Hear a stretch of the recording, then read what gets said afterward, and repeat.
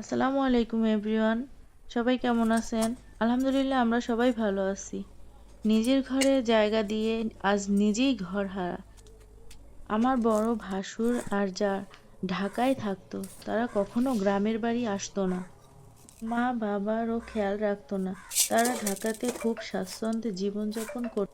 আমার বড় ভাসুরের ২ বিয়ে। তার প্রথম সংসারে ৪ ছেলে মেয়ে আছে। এই বিষয়ে পরে না হয় একদিন আপনাদের বলবো।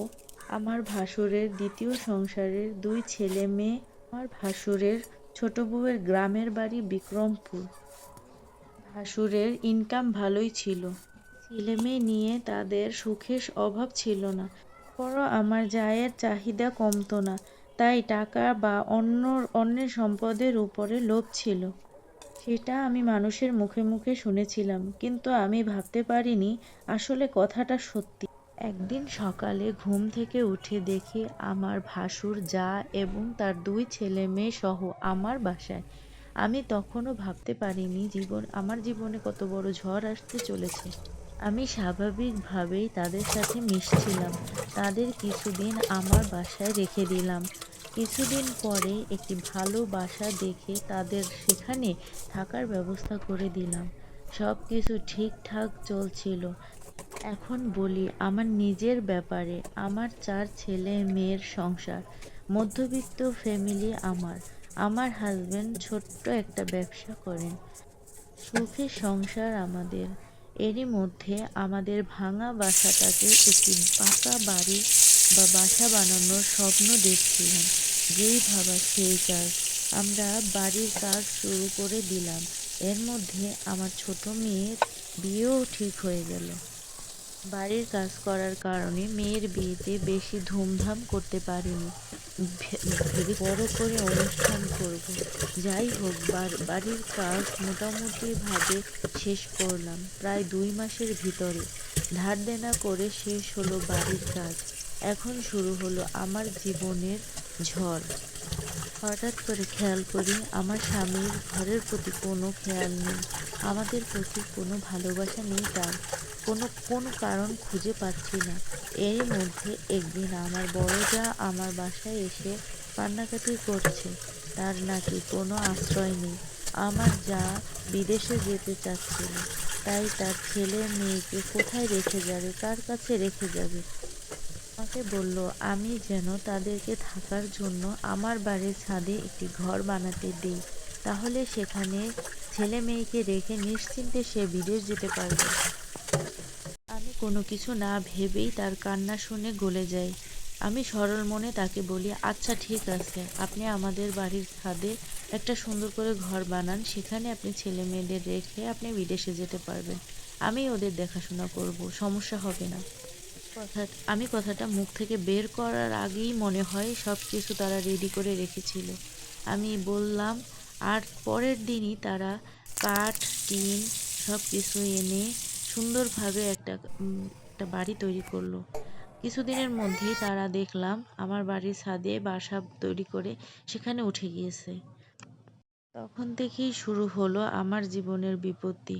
আমার স্বামী দেখি ঘরে কোনো বাজার নিয়ে আসে না। সব বাজার কিনে দোতলায় তুলে দেয়। তার ভাবি নাকি মায়ের মতো ছিল। এসব ব্যাপার নিয়ে আমার কোনো মাথা ব্যথা ছিল না। বাজার দেয় তাতে কি হয়েছে? ভাবি তো বড় ভাবি মায়ের মতোই তো হয়। এটা আমার মাথায়ও ছিল। কিন্তু অন্যভাবে আমি লোকমুখে শুনতেছিলাম যে তাদের মধ্যে অন্য কোনো সম্পর্ক আছে। স্ত্রী চায় না তার স্বামীর ভাগ অন্য কাউকে দিতে। তাই আমি আমার হাজবেন্ডকে বললাম, তুমি আর উপরে যেও না। প্রয়োজন হলে আমার কাছে কিনে দাও, আমি দিয়ে আসবো। আমার স্বামী আমার প্রস্তাবটি মেনে নিল না। সে নিজেই দিয়ে আসবে, সে নিজেই তাদের দেখভাল করবে। কারণ আমার ভাসুর ঢাকায় একটা কোম্পানিতে জব করত। তাই আমার হাজবেন্ডকে বলেছিল যে তুই তোর ভাবিদের একটু দেখাশোনা করিস, ছেলে মেয়েদের রেখে গেলাম, একটু খেয়াল রাখিস। আস্তে আস্তে খেয়াল করলাম আমার স্বামী কাজ শেষ করে আমার ঘরে খেতে না এসে দোতলায় ভাবির কাছে চলে যাচ্ছে, সেখান থেকে খেয়ে দিয়ে নেমে আসতেছে। এভাবেই আমাদের সংসারে ঝামেলা শুরু হয়। আমি কিছু বলতে গেলেই আমার স্বামী আমাকে খুব টর্চার করে, খুব গায়ে হাত তোলে, মারামারি করে, ঝগড়াঝাটি হয় আমাদের ভিতরে। এলাকার সবাই প্রায় ব্যাপারটি জানে। বন্ধুরা লাইক সাবস্ক্রাইব করে দাও বন্ধুরা, টাটা, আমি প্লিজ। একদিন এলাকার গণ্যমান্য লোকদের ডেকে বিচার বসানো হলো। সবকিছু শুনে তারা বলে, একই জায়গায় থাকছো বলে এই সমস্যা হচ্ছে, তাই হচ্ছে তারপর আমি টমেটো শিং মাছ দিয়ে শিং মাছ দিয়ে রান্না করতেছি। চিংড়ি ভিতরে রান্না করতেছি। আমার ভাসুরকে বলল, তোমার যে টাকা খরচ হয়েছে এখানে ঘর উঠাতে, তোমাকে সেই টাকা দিয়ে দেওয়া হবে।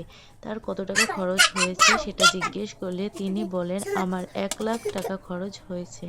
তখন সালিশের বিজ্ঞ লোকেরা আমাকে বলল, আপনি এই 1,00,000 টাকা পরিশোধ করে দিলেই ওরা নেমে যাবে আপনার বাসা থেকে।